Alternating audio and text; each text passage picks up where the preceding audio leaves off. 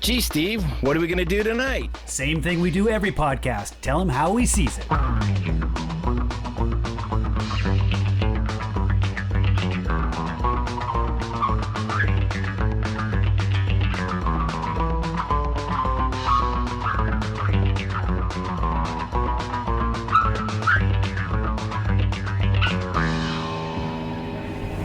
Hello? You rang? Thanks for coming on such short notice. For my favorite niece? I'm always a lurk away. I need you to get into Willow Hill. Well, the last time I did that was for your mother. She wanted me to check on her sister. Aunt Ophelia was in there? When? Years ago, but she'd already flown the coop by the time I got committed. I stuck around for a few weeks. They had a top-notch electroshock therapist, Igor. He ran a gulag in Siberia. He really knew how to rattle the old cerebral cortex. Nobody sneaks up on me, kid. She with you? This is my stalker. I turned her into an unpaid expendable gopher. I'm a big fan of child labor. A stampede of chupacabras makes less noise than you. Learn to hold your breath and walk on the seams of the floorboards. Thanks for the pro tip. I took the liberty of getting you the Willow Hill blueprints. I need you to find Lois. Could be a patient, could be a doctor. Just make sure that the head shrink, Dr. Fairburn, can't trace you back to me. Oh, don't worry. If there's an expert on getting committed to a loony bin, it's me. All right, here we go. It's How We Sees It, episode 303. This week we're covering Wednesday, season 2. And it's on a Monday. Unusual that we're not covering this on a Wednesday. We're having I had 2 less days to watch this and listen to people talk about it and do all the other fun. I wanted to rewatch this and I didn't get a chance to just because weekends right now are super crazy. My daughter's wedding is fast approaching, so we're drastically running around trying to finish everything we need to do for that. So I lost a little bit of my time that I was planning on rewatching this, but I watched it recently, so it's not that bad. And I did listen to some podcasts like I always do. I listened to one of, I think it was an official one, which actually I was really impressed with because it was one lady and she brought on a lot of the stars and the directors and, you know, people that did special effects and stuff like that and talked to them.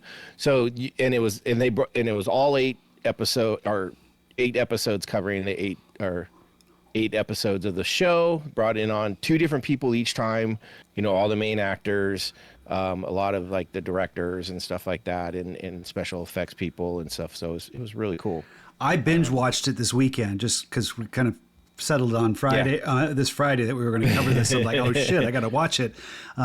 I will say I had the opportunity, if I wanted to, of watching it at like 2 times speed, which I sometimes, but I didn't want to. I wanted to watch this at normal speed, so I managed to do that. I have not watched any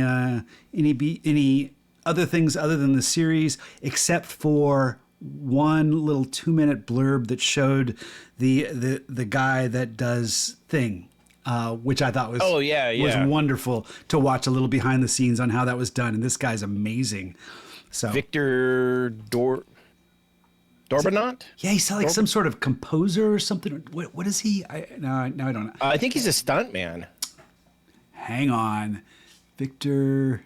Shit, I thought he was some sort of. You say it's Vic?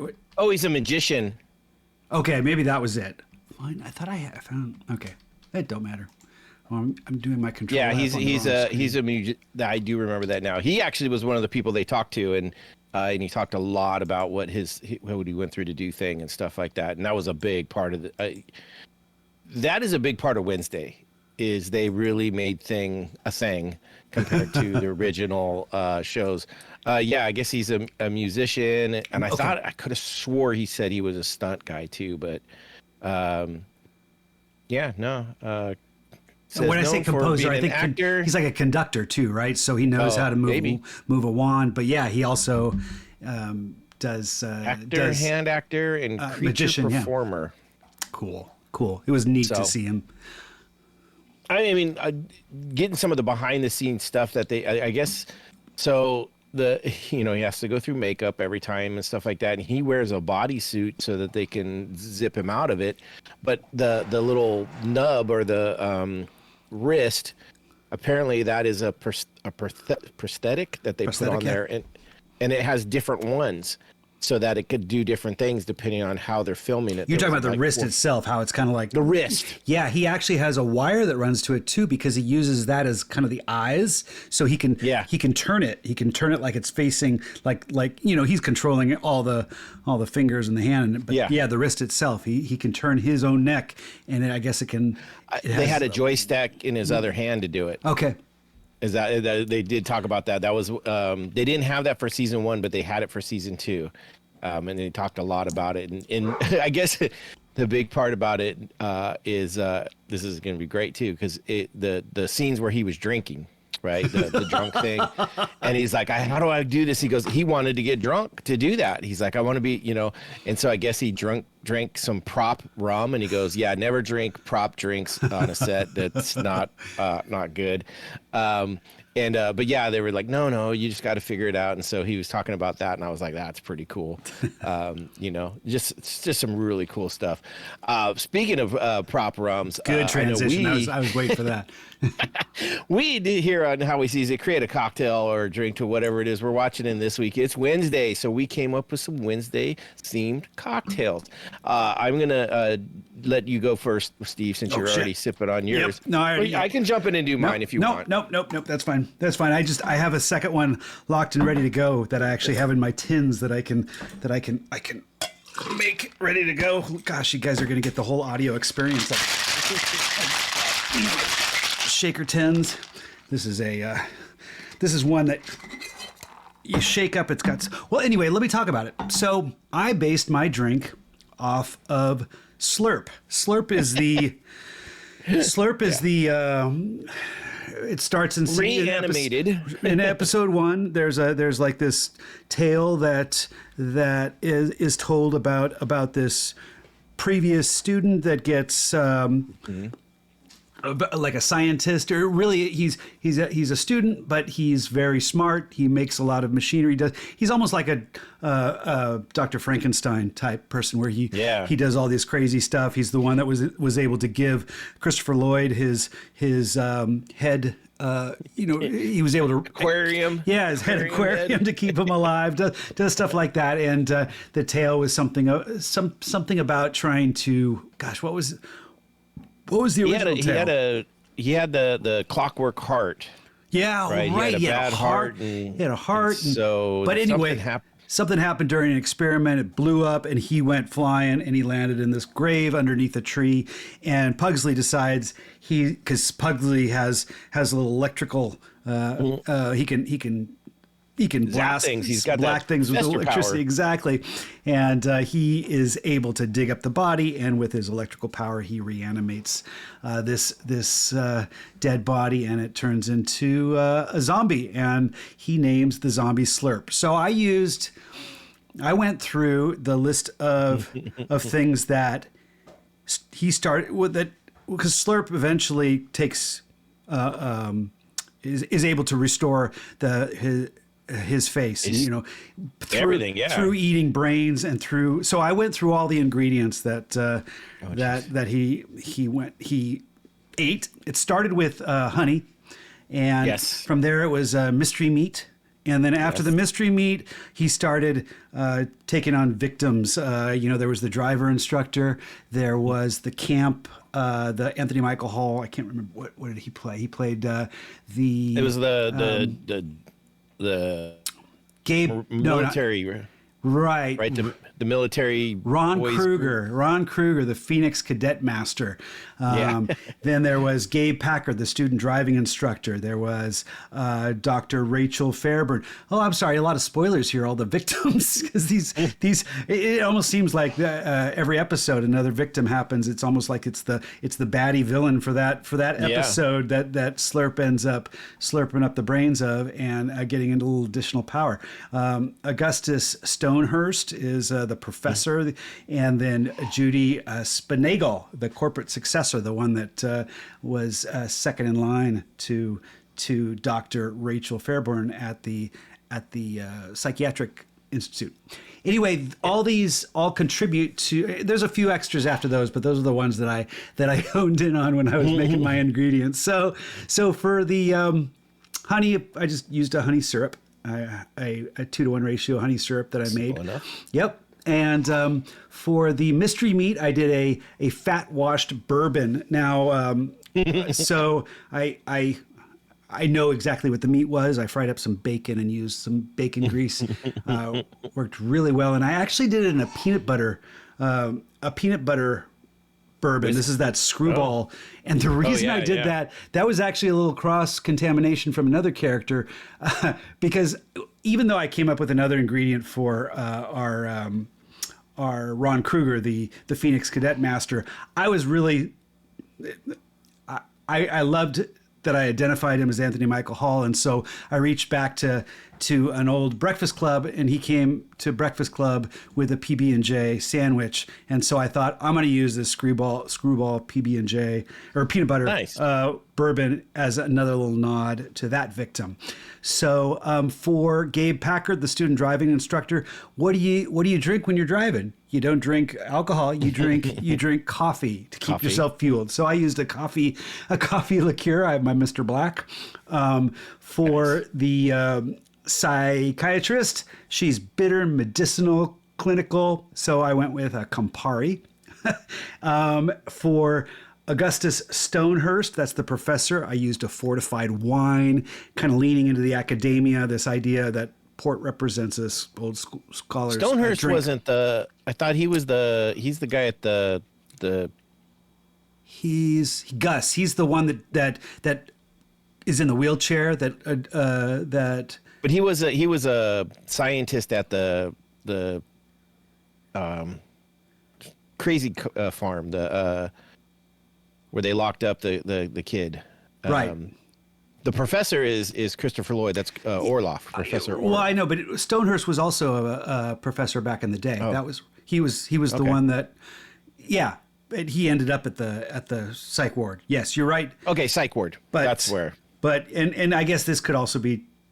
I just didn't remember him as a professor. So that's you saw it more recent than me. So I'll go with that. They were both. In fact, Christopher Lloyd's character even referenced talking about him being. Got it. Okay. A fellow instructor. So I used that Ruby Port, and let's see, what else do I have? I have, for Ron Kruger, the Phoenix Cadet Master. This is a new spirit. It's called Zerbenz, and it's actually a pine liqueur. Kind of gets you some pine flavors, and I thought that was interesting, or that kind of fit in with the camping trip and right, yeah. You know, and then as a topper, I used. A sparkling wine. I figured Judy Spinagle was kind of bubbly and a little refined. Anyway, I thought the wine was nice. And also this wine I found when I was looking for it it has a picture of Slurp on it in his original form. So this is actually from Skull Wines, sparkling wine from California. So I grabbed that one. Anyway, I call it my Slurp. It's 1.5 ounces of the peanut butter fat wash bourbon, 1/2 ounce of the Ruby Port, 1/2 ounce of Mr. Black coffee, 1/2 ounce of honey syrup, 1/2 ounce of the Zerbenz, 1/4 ounce of the Campari, and then after you shake that up, you float some of the sparkling wine on top. It is delicious. It's okay. You know, it's got a little bit of that in there. It's got I know. Gosh, it started. I had even more characters, and I had to trim it back a little bit because it was getting a little obnoxious. But I think it balanced itself well. It's got a peanut butter and jelly taste to it, but it feels more herbal than that. You know, it kind of leans itself into more of a sophisticated cocktail. So think of a sophisticated peanut butter PB&J. And there you go. That's my Slurp. And I'm sorry that went on for much too long. No. Well, but that's what you do is you come with the most crazy thought process into these, and that's why I like your drinks. You put so much in. It's like writing a book. You write a book, and I write a note.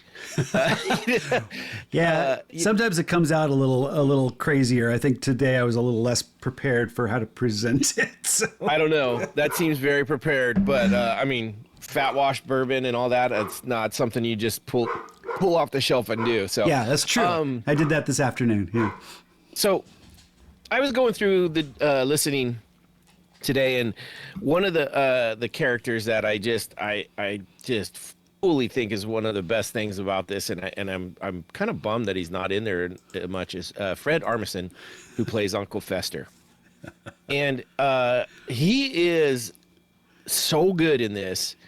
And you know, watching the original Addams Family, Uncle Fester is probably one of those people that most people remember because he was just kind of crazy over the top. You know, he had a specific look. He was kind of a little bit nuts, a little bit fun. You know, he was kind of the main. I think he was one of the main people you know from the Addams Family. You're talking about the TV series? The original. Okay. The original, yes. Because Christopher Lloyd played him in the movies, which is kind of funny that he's in the well, then we get him as the professor, which is kind of cool. But I just enjoyed him so much, and so I started to think, like, okay, how do I make a professor, you know, or an Uncle Fester cocktail? And I was like, what would Fester, you know? And I started thinking about things I have, and I was like, you know what? I've got to do something with a mezcal. Because, you know, he's one that's always electrocuting himself for fun. So, you know, he smells like burnt stuff, right? So he's got a smokiness to him. So I was like, what's a good smoky? So I wanted to go with a mezcal because it has a smoky. And I'm like, now, what can I do with mezcal and Uncle Fester? And I started thinking, you know what? What if I took some cream de cocoa, right, and mix it in with that so I get that white pasty color of Uncle Fester. Nice. And I was like, okay, well, I can't just that. I got to go with something more than that. I got to have some extra stuff in there. So, and I was like, well, I looked it up, and people were doing like a coconut margaritas and things like that. And I was like, oh, maybe. I was like, but I don't want to really put lime in there, but I do want something. So I decided on pineapple. So I did 3 ounces of mezcal, half ounce of the creamed coconut, an ounce of pineapple juice, and I shook that up with ice. Then I poured it over ice in a tall Collins glass, and then I was like, to finish this off, you know, that's just a regular drink. That's almost like a margarita. You got to make it an Uncle Fester. You got to kick it in. You got to get it something spicy. You got to get it something tangy, something that's going to get you, and that's, you know, a ginger beer.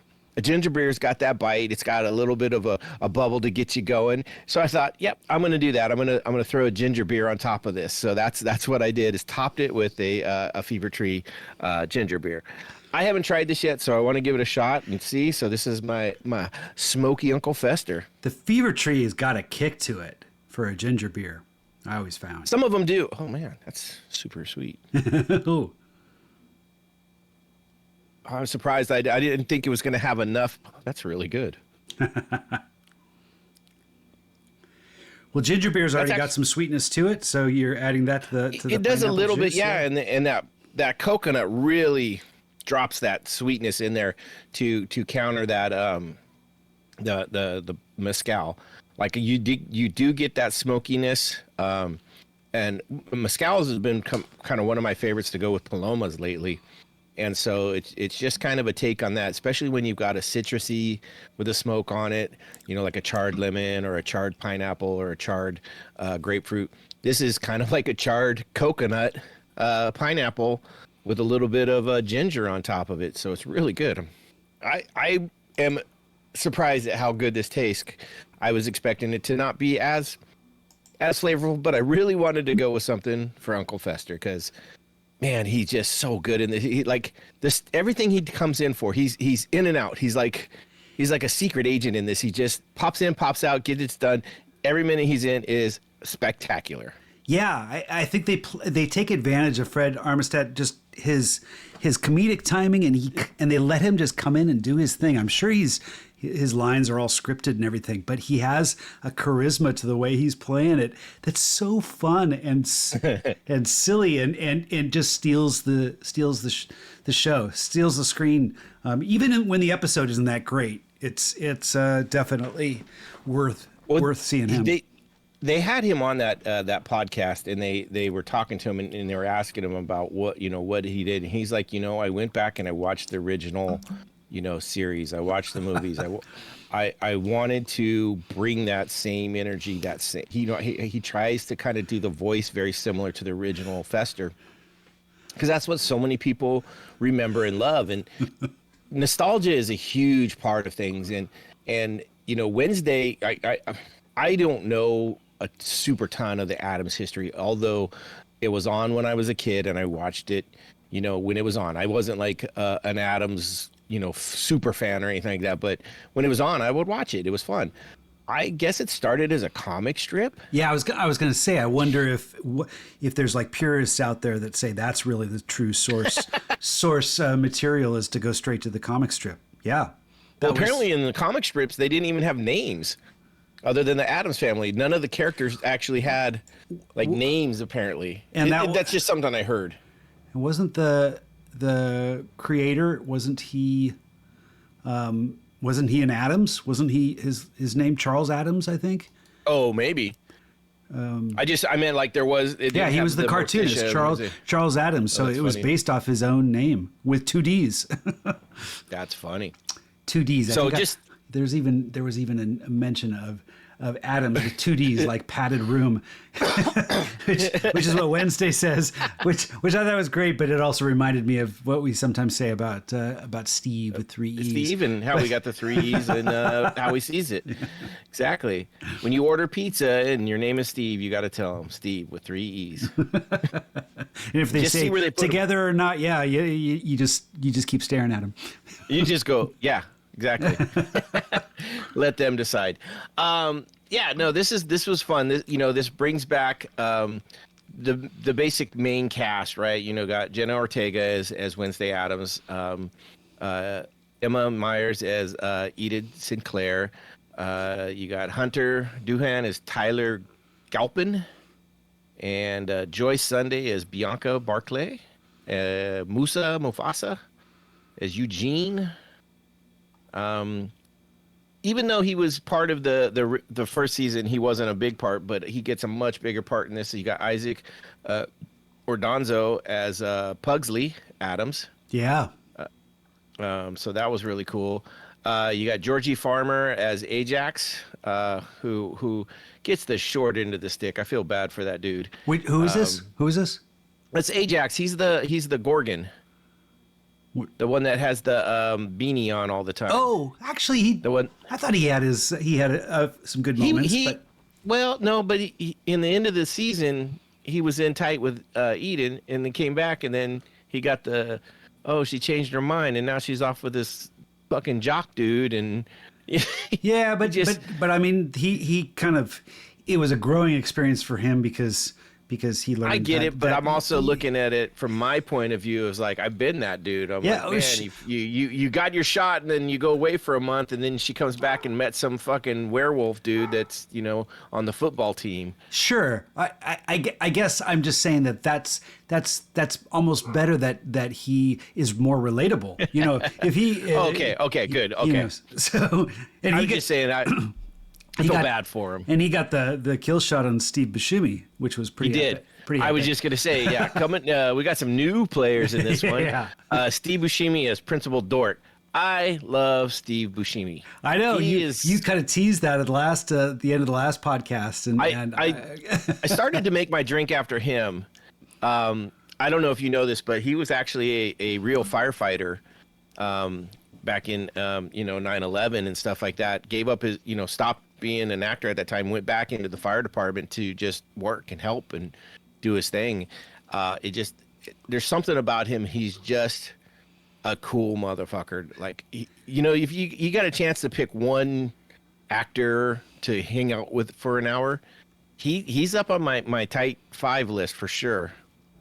Yeah, he's definitely in that. Like, to shoot the shit with him. My first introduction to him was in a movie called Barton Fink, where he was the bellboy. I think his name was Chet or something. My name is Chet. But it's a Coen Brothers movie. This was before Fargo, which kind of really put him on the map. But he was a bellboy, and his delivery is just epic. The way he speaks, every character he pulls out of his bag is weird and interesting and eccentric, but in different ways. I like that he doesn't, although he's never shies away of being what he called funny looking. I know in Fargo they played it up like, oh, you were having sex with the funny with the funny looking dude. Yeah, the little fella. Yeah, he was kind of funny looking. Yeah, and they brought that up a few times. And even in this one, he says something about who's gonna be a part of my my cult with a mug like mine. So he's even drawing attention to that when he hires the bartender to be the face of his cult, or not cult, So right, yeah, he's great, and he's got the best role in the Adam Sandler movie. What is it? The Happy Gilmore? Happy Gilmore, is that the one where he's not Happy Gilmore? Isn't it Billy Madison where he's the assassin? Where he calls him up on the phone. Oh, right. He checks his name off. Yeah, well, he says, Billy Madison says, I'm sorry, I was kind of a bully to you, and he's like, oh, don't worry about it. And then he crosses his name off. And then at the end, he ends up shooting, doing something at the end to throw off the main bad guy. So I think. Looking at his filmography, I think maybe the first time I saw him was Reservoir Dogs. Okay, sure. And he was in that. He was Mr. Pink. Mr. Pink. Okay. Pink. Yeah. So I mean, that might have been the first time I guess. Well, Barton Fink was before that, but I don't remember if I saw it. And it was Chet. Good call on the Chet, name. Okay. Well, he says it a couple times. He kind of has the way of introducing himself. He says it in his he kind of has this spiel, and then he says it at the end. My name is Chet. And he says it a couple times. So. Okay. Now, I didn't realize that I'd saw him in this, but this is something that I know I saw him in, but I don't really remember him specifically from it. But I know I watched Lonesome Dove with my dad, and he was in Lonesome Dove in 4 episodes. So, all right. So, yeah, he's got a huge filmography. He's done so much stuff, but yeah, he's so good in everything and so much fun, and does a lot of voices too, which is always cool when you can catch a voice in a movie and it's him. He commits to his character. I thought he looked great on stage. He came out, he was awkward, but he played up the awkwardness, and then he did a whole dance and tried to play it. He does everything just so well in this. He's the perfect character for this, because you're not sure if he's a bad guy, a good guy, just a weird guy, and he's all of it. He really is just all of it. I've kind of found after 2 seasons of this that almost every character is eventually going to be what you might say is bad, except for the students. The students are, typically. Oh, there's a couple that are. I guess you're right. No, but it seemed like almost every character they introduced in this one had their episode where it turned out. They flip the script. Where you're not 100% sure, and suddenly, they've got a darker side, which I liked. I liked because this was a series that every episode it kind of explored a little different aspect, even though it was still kind of carrying on the same narrative. But you didn't really know. Had a lot of B plots. You didn't really know what the A plot was. Yes, I thought that was fascinating. It's like you kept that. Almost became the main mystery is what's the A plot of this, because you keep thinking, oh, this is what it's going to be about, and then they wrap that up, and then it's like, it was like this a is what it's moving going to be plot on this one. But that was cool, and that was fun. No, they did. With having the Morticia and Gomez is a big part of this, bringing the parents to the school, brought in a bigger part to it. Yeah, you got the principal Dort, Steve Buscemi, and the sirens, that brought in Bianca and her mom and that whole kind of thing going on as a B story. You have the old principal kind of coming in and being a Principal Weems is a spirit guy. Right. That was a whole different, different It was thing. great to have her back. It was, and even Christina Ricci was able to come back for an episode or 2. Yeah, she got like 1 episode and got killed. Yep. Could have used her as one of your drinks. One of the newest and probably one of the most beloved new characters that was in this is the stalker, Agnes, played by Evie Templeton. I'm glad to hear you say that. I loved her in this. She is so good. So what really made me love this entire season really comes down to the acting of 3 people. And it is Jenna Ortega, Emma Myers, and Evie Templeton. Their three characters, something about their personalities and their characters and just everything about their facial expressions, their body movements, and the stuff they do.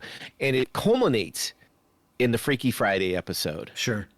I think I told you about that. I was like, "There's one episode in this." You that did. I was You teased me that it was about. Yeah, there was something that you were so excited for me to.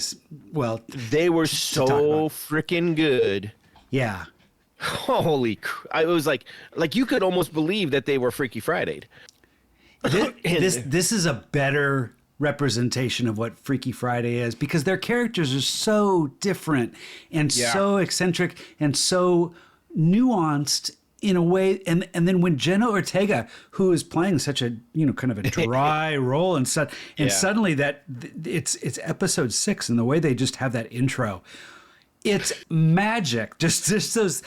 Cindy, she watched season 1, but I dragged her in to watch the very beginning of that. It's like, you got to check this out, and it's just so wonderful because she pulls it off so well, and so does the other two. Emma. They both do. She changes and goes into that dry face. I don't know if you noticed this throughout the first season, second season, is Jenna Ortega, when she's playing Wednesday, never blinks. There's not one shot of her ever blinking in the entire 2 seasons.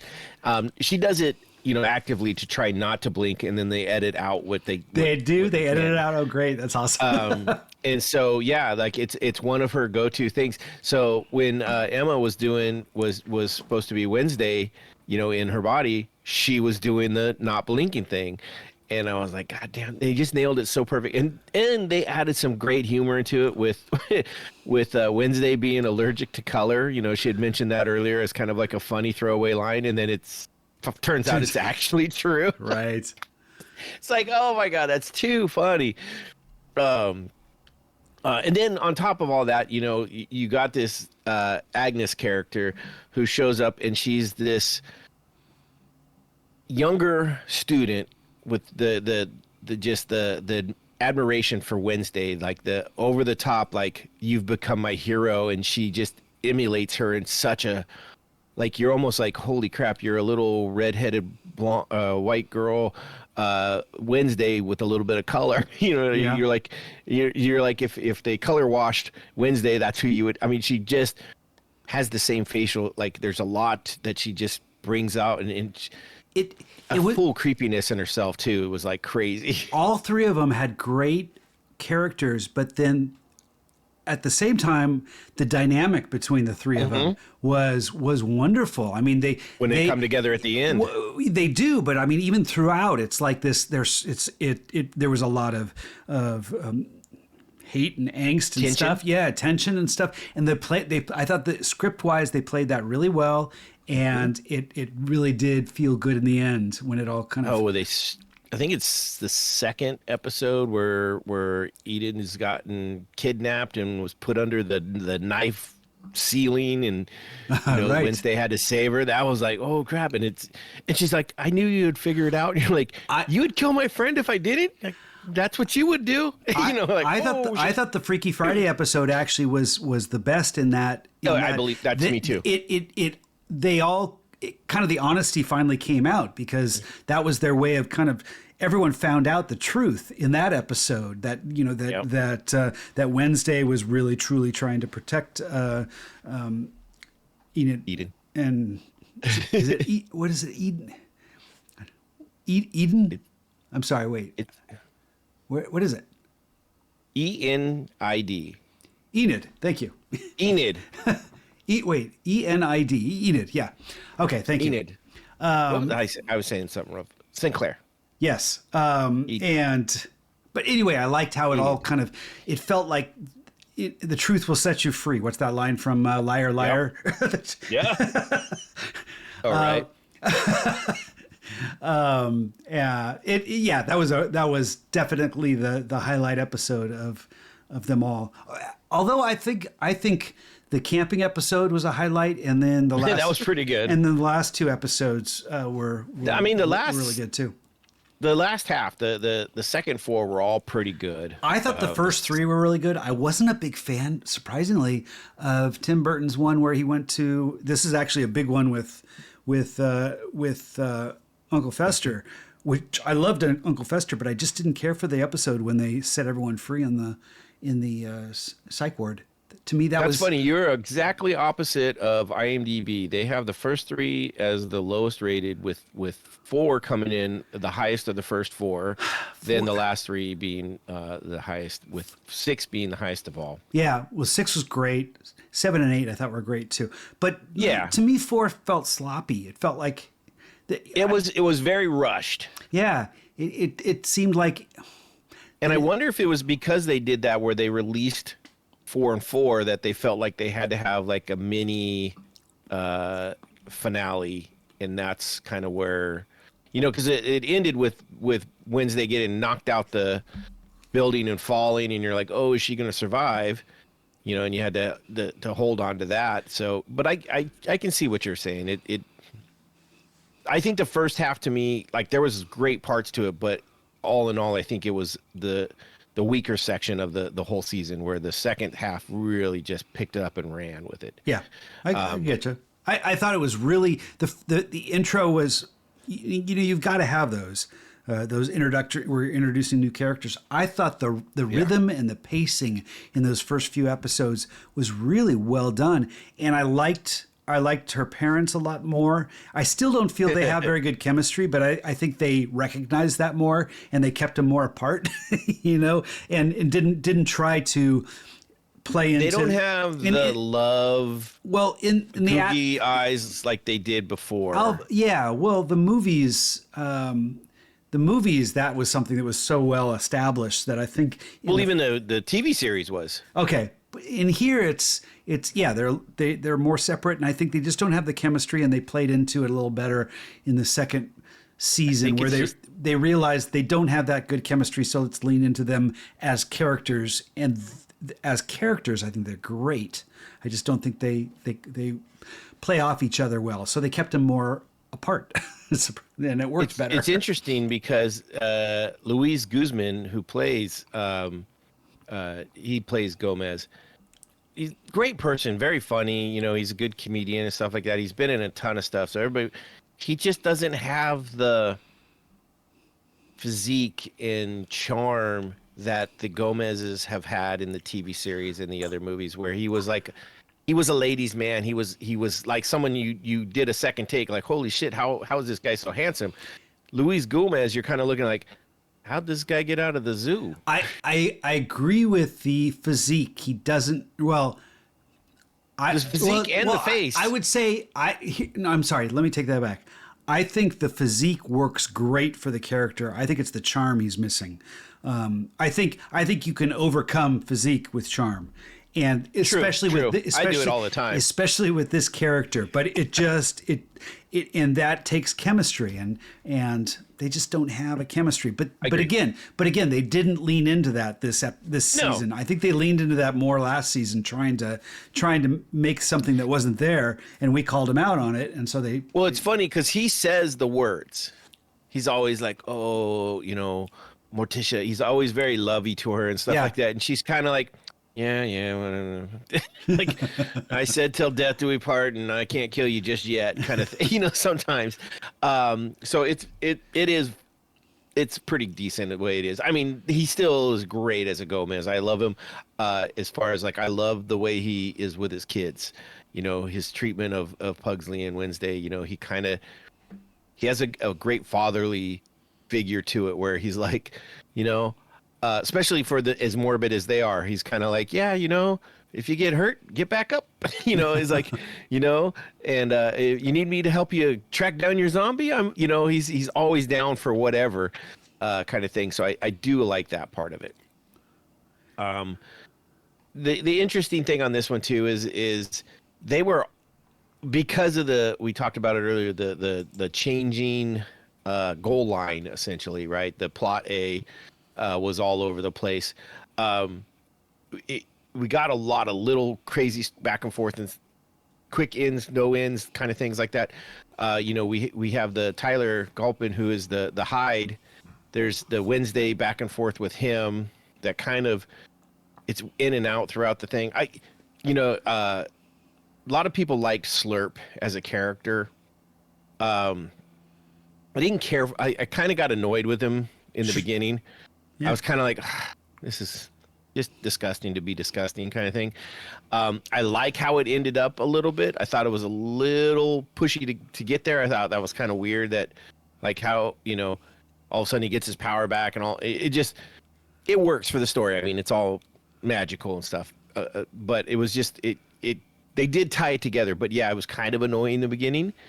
Like I was like, I was annoyed at the beginning. I totally get it. I mean, here we are. Okay. It's like we got this zombie running around. This is ridiculous. Yeah. But I think this is where you go back to the source material, and they probably just threw a lot of these curveballs at you. It's like, oh, we're going to throw a zombie at you. We're going to throw a hairball at you. We're going to throw a hand at you. So it's like they had a lot of this really figured out. Like and I was like impressed with that. Yeah. I liked how they navigated this whole season.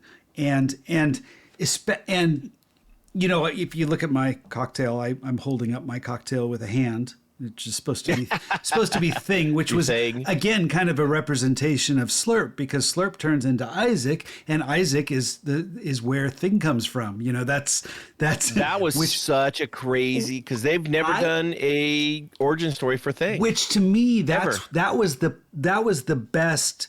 That was to me the climax of this was Thing's story, and everyone I mean, I don't think there's anyone who watches this series that doesn't think Thing is the most epic, body appendage that has ever been in a series. I think everybody that has watched Wednesday was like, Thing is in a top 3 character.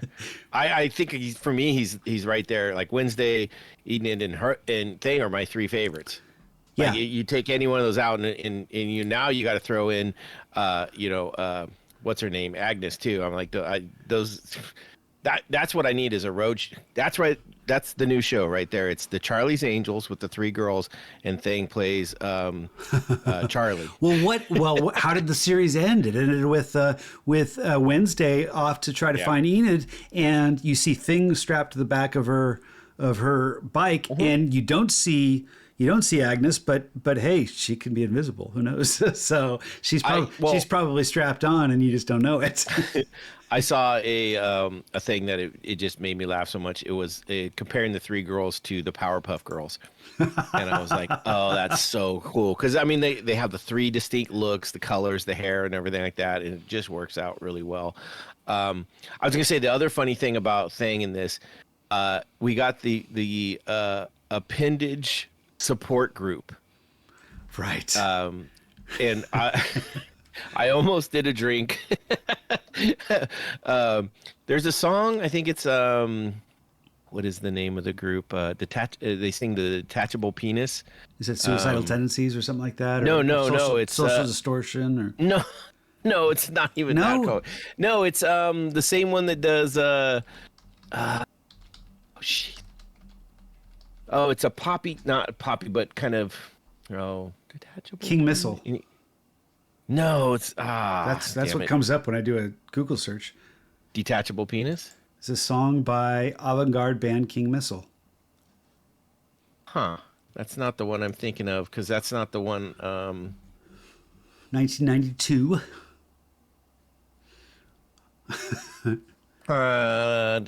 King. Okay, he did one. No, what the heck was it? It's the Oh shit! It'll come to me probably by next episode. Okay. I don't know if Bo can help us with that one. he probably is screaming at the you think so? You think he knows this one? I'm probably. Anyhow, I just thought that would be hilarious if because he had the eyes and like an ear and a toe and some different things, but just if they would have just quickly went by a chair and it was just like sack with 2 balls and just an old penis sitting on it, like a old vet on his army bags, would have been hilarious. Yeah.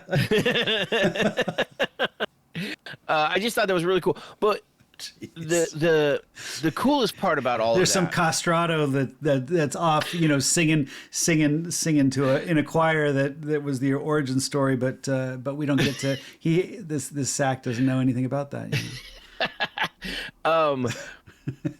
Agnes, That's just right? a ball sack, though. They don't chop the penis off for a castrato.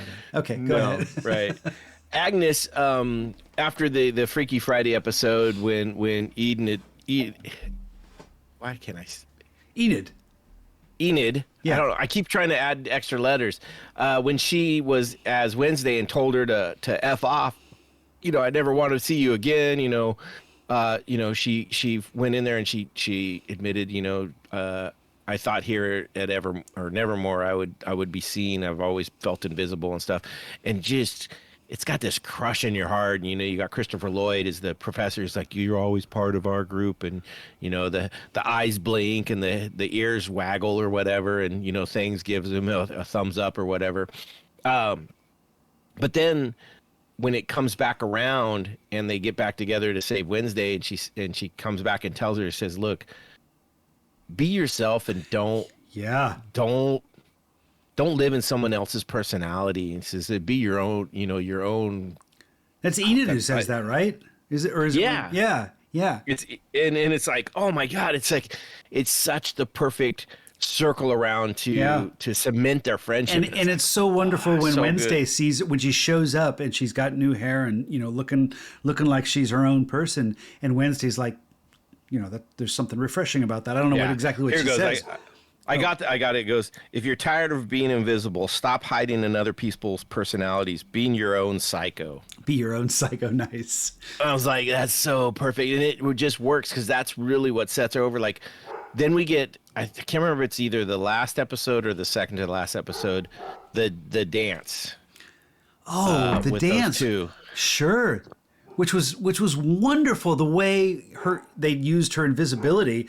I mean, when she, especially, I thought the reveal when she showed up the first time and she just kind of like came back behind her. It's like, oh my God, that's really good. But then they actually used that to their advantage when they stole that little ornament from Steve Buscemi's the principal's. That was to protect him from the siren. The siren, exactly, and it backfired. So Evie talked about this in that podcast where she was saying that that her and Emma were both dancers and they really glammed onto each other and really geeked out about that. And I don't know if this dance was part of the original script, but it came out that these two were dancers and they would dance together like off screen and do this stuff. And I think they just kind of put it, and it is magical for a show like this to put something so like ballet stage worthy beautiful. It's like so cool. I bet, with the first season, the Wednesday dance was kind of a fluke and kind of caught on in a it didn't catch on for long, but that was like a TikTok phase. I know, but I'm just saying they probably said, that was let's see if we can find something else that's in the dance genre and lean into it a little heavier. And it was so cool. They did. It was fun. Yeah. I that's what I think I really. That was episode 7, right? Right. It was either 7 or 8. I think it was 7. I think you're right. It's the end of 7 when everything kind of Buscemi gets called out at the ball and everything, and then the 8 is when everything goes down with the big fight scene with the hides and saving Pugsley and they the reattachment of Thing and then the Thing fighting his own master and punching himself in the face. My God, that was so reminiscent of Army of Darkness, but Evil Dead 2 with that's classic Evil Dead 2 when his hand is possessed, he's got and he's trying to fight himself. I was thinking of Me, Myself, and Irene. Oh, okay. When the two different personalities are fighting each other, like they're fighting himself, and he's like punching himself, and he kicks himself. It's to me, it's peak Jim Carrey. Yeah. In Me, Myself, and Irene. I think it might be my favorite movie of his. But that's another one where he's fighting himself. The guy that plays Slurp, Owen Painter. He also played Isaac Knight. Sure, Slurp turns into Isaac, which that becomes Yeah. the kind of the major character He arc. was talking about his preparing for that scene, and I guess he was walking around town like Which punching scene? himself in the face. Oh, that scene. Okay, yeah, beating yeah. himself up. I guess he was practicing that out in just like the town and stuff, and he's like, "Yeah, I think I got a couple people worried about me and stuff like that."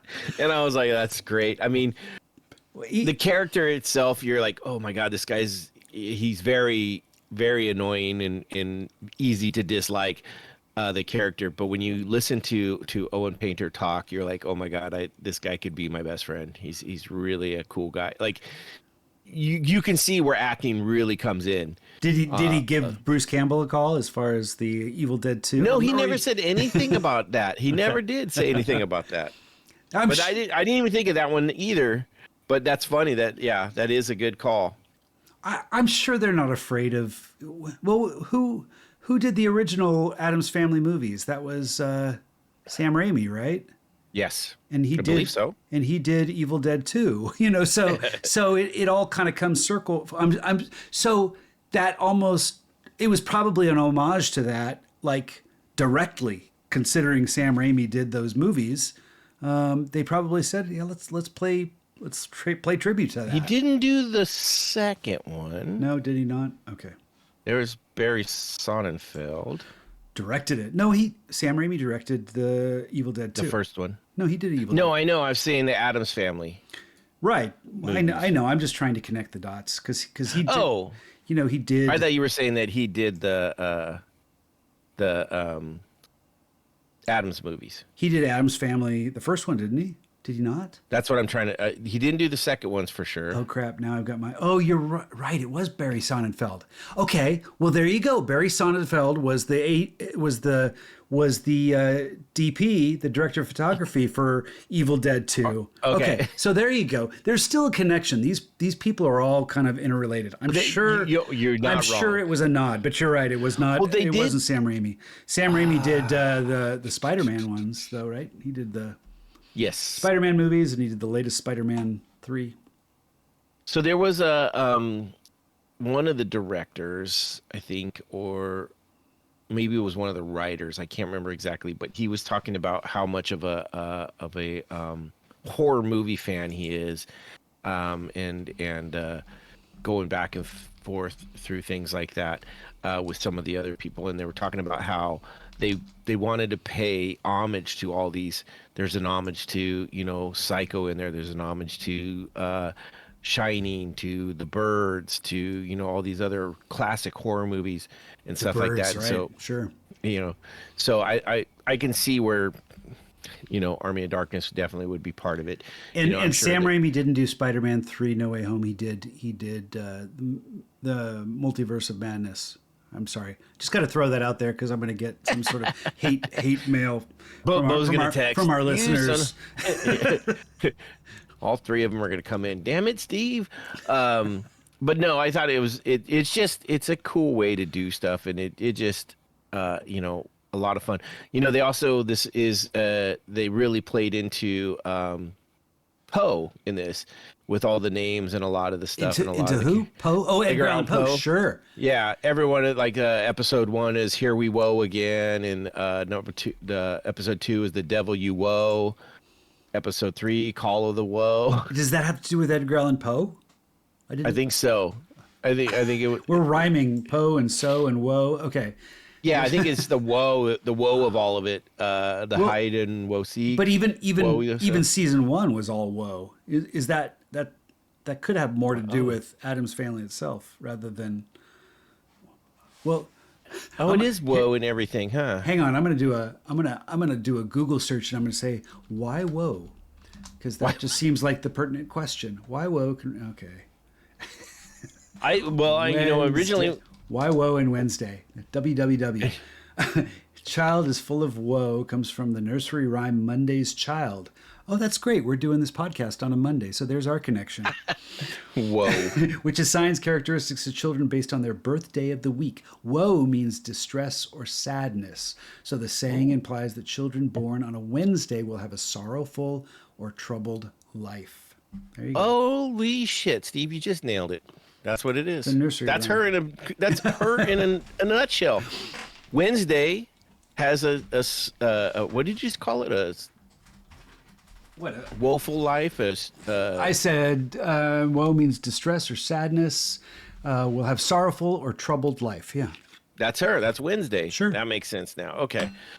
The morbidness of her, right?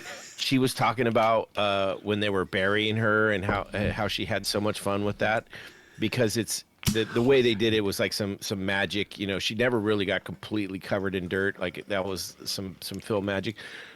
But the first scenes where it's all starting to cover up, she was talking about Tim Allen was actually. Did I say Tim Allen? Tim You Burton. did. Oh, That'd be funny if Tim Allen just showed up. Hey, how's it going? But no, Tim Burton was there actually putting the sticks like down on her face to be in the right spots for when they were filming. And so she's like, so all the twigs were perfectly placed. And so it just really, it's nice. Listening to the people talk. And granted, I understand that that's part of what they do as actors when they're doing their press tours. You know, everybody's usually has a very strong will towards everybody. But it felt really genuine listening to them talk. This is a series that they should be proud of. I mean, it's got its problems, you know. But it seems like there's so much love going into this. This is really, they love these characters. They're giving them so much to navigate. You know, every episode is so rich. Even though it doesn't always work. Sometimes it stumbles a little bit, but there's so much going on that it's a joy to watch. I'm really glad that I got to, even though I had to binge watch it, I think I gave it a really good watching. I didn't speed it up. I watched it. Yeah. You know. Do you think this would be better if it was an episode like by week? Do you think that would make it hit better? Or you know, that's hard to really judge these days. When I was a kid, you know, that's how every episode came out. It was on a weekly basis. Yeah. I don't think I have the attention span these days for that. I get you. To me, I just don't always like the pressure of having to cram it in. Having to watch 8 hours or something. To me, I was afraid I was not going to give it a very good watching. You know, you kind of want to enjoy it.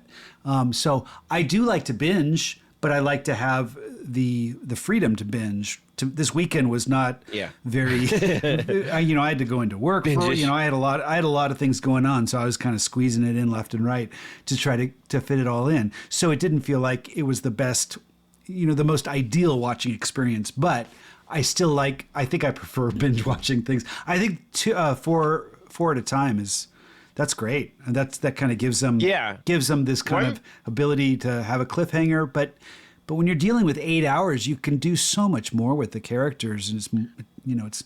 To me, I think I watched this in 2 episode jaunts. Like I think I did 2 one night, 2 the next night, and then I was like, "Oh shit, I gotta wait like a week or 2 to get the next 2."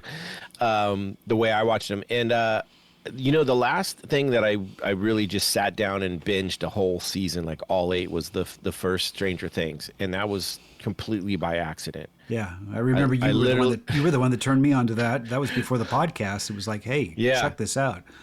Well, it was one of those things. I sat down. I didn't even really know anything about it. It was in the middle of a Saturday. I think I was eating breakfast, even maybe like a 10 o'clock thing, and I started watching it, and we literally just watched it the entire we never stopped, and people started coming in and sitting down, like episode 2, episode 3. By the end of it, the whole family was there, and we're like, "What the fuck did we just?" That was great. We've never covered Stranger Things. That's something to consider. You know, I think they've got their last season, right? Aren't they doing one more season that's coming out? Maybe we should consider like doing, with Bo and Nina. Well, yeah. Just like we spread them out a little bit, do a season at a time. But that's like 5 seasons, right? I don't know. Yeah. The first season is definitely fucking knocks it out the park. The others are still chasing a little bit. They're good enough. I thought as far as Wednesday was concerned, season 2 was better than season 1. I believe. I agree with you in the end. Yeah. Well, the first 4 episodes, I was like, I don't know if this captured the when you see something for the first time, when a new show hits and it's so different and it catches you in such a way, which, Stranger Things was one of those, it was phenomenon. Everybody was into it. That's what season 1 Wednesday was to me. It was like, this is different. This is new. This hasn't been done before. This isn't a regurgitation of some other style. I like that. I think we talked about, to me, it felt almost like a mashup of Harry Potter and Tim Burton, where he kind of took Harry Potter and Tim Burtonized it a little bit, so. I see what you're saying because of the school aspect. And I see what you're saying with that. I thought it was different in the fact that it was morbid for kids. Oh yeah. You know what I mean? Yeah, no, that's great. That's great. Because it doesn't cross the line and make it, too adult. This is, it's still, PG horror. Exactly.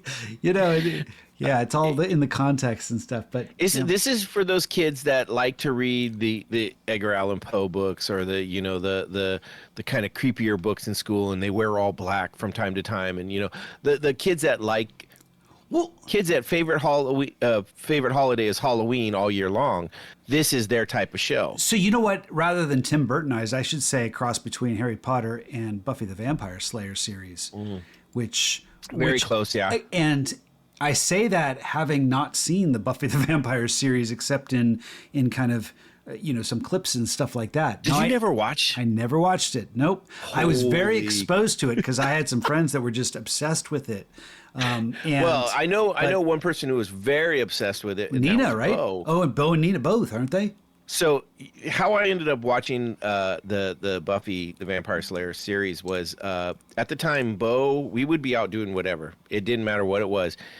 This was when it was coming out weekly, and he would be like, it could be in the middle of a wedding, a childbirth, whatever. He's like, I have to go home and watch Buffy.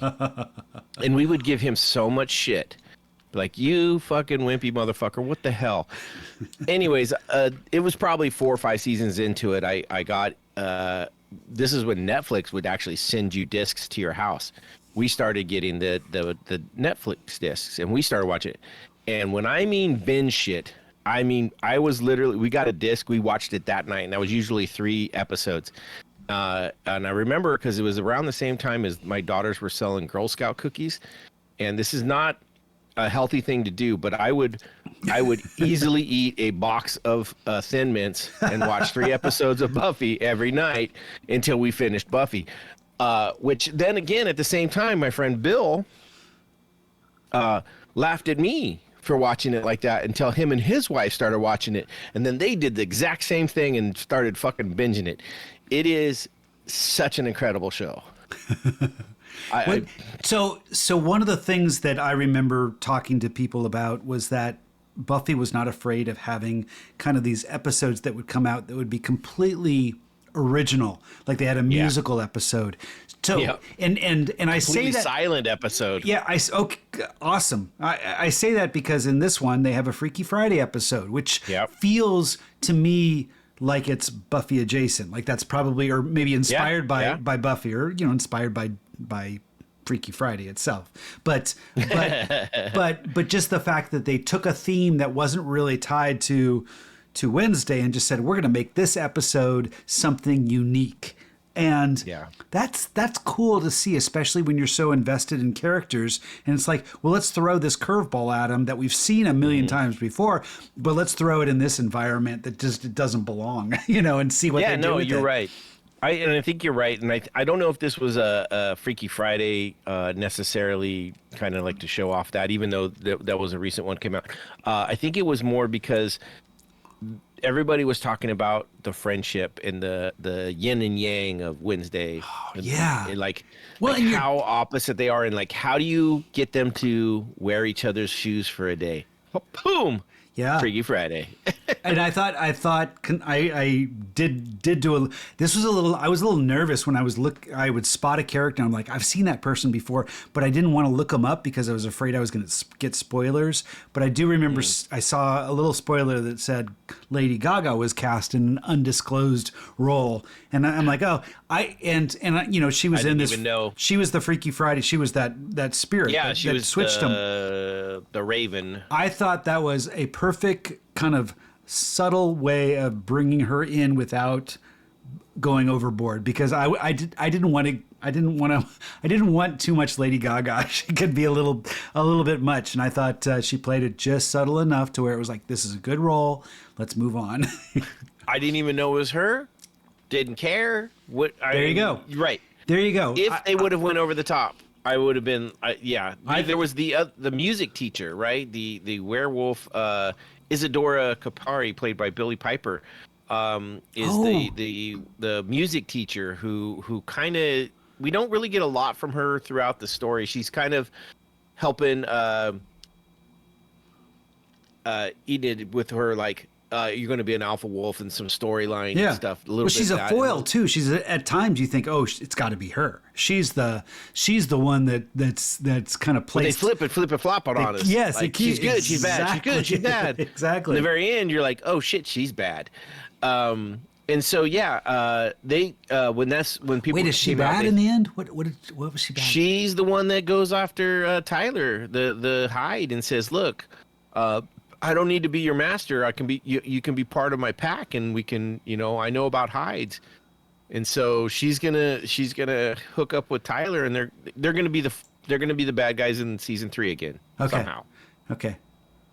Well, I think she was setting her up with the whole wolf thing, right? There's something. There's something about that. There could still be a flip and a flop, though. They have this way of kind of. I don't think she's gonna be. I think she's gonna be a bad guy. She's gonna be a flop. Okay. Yeah, I think she's gonna be a flop.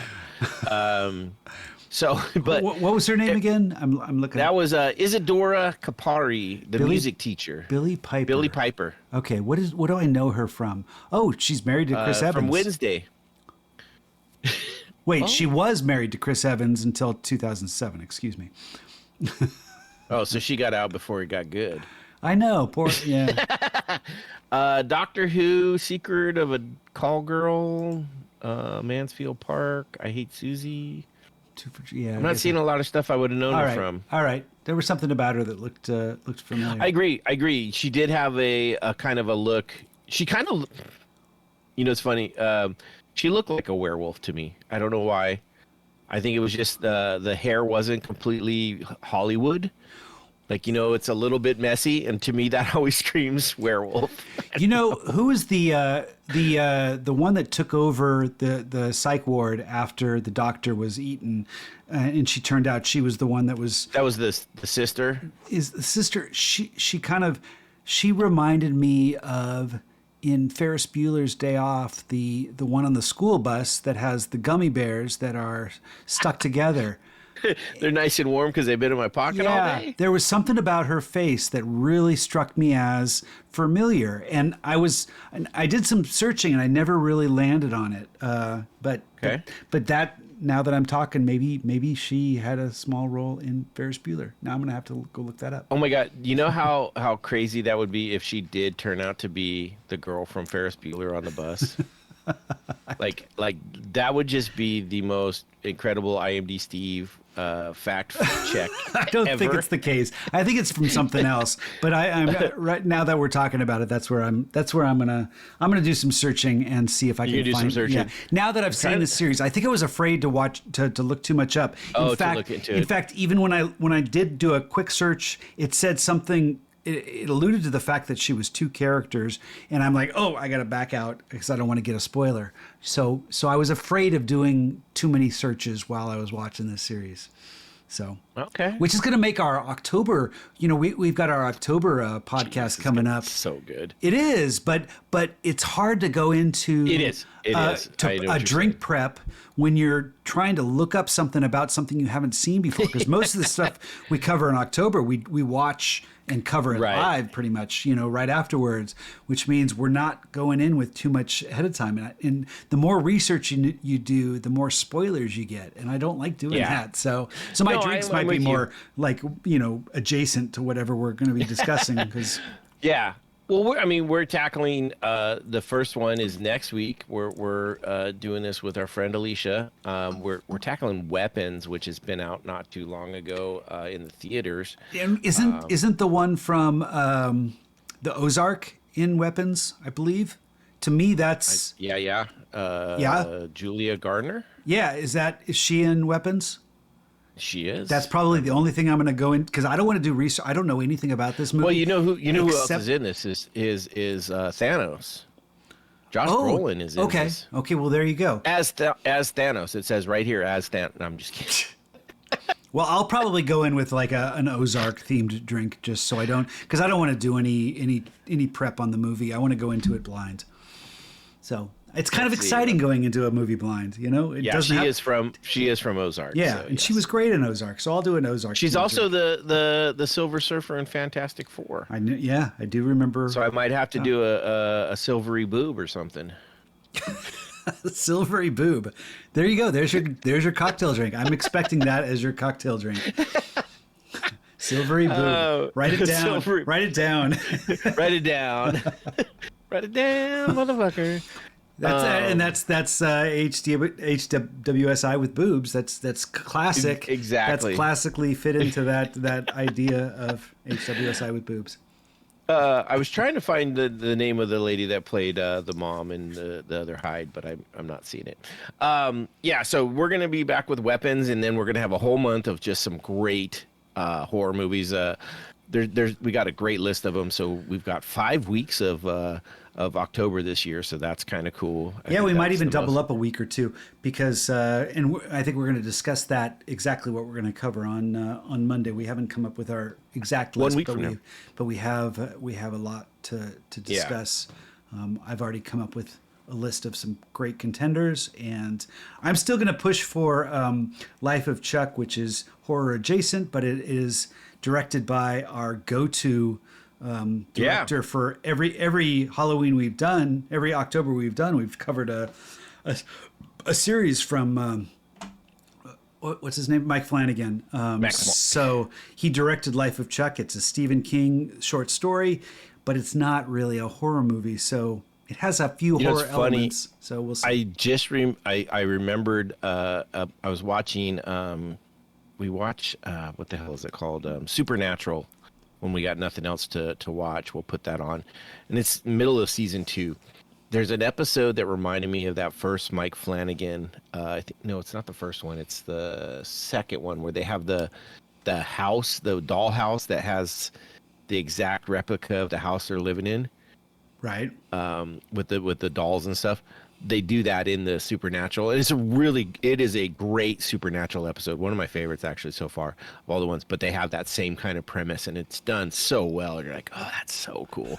If I ever go in a house and they have a replica of their house in there, I am going to run out of there so fucking fast. I'm going to set Olympic records. That's all I can tell you right now.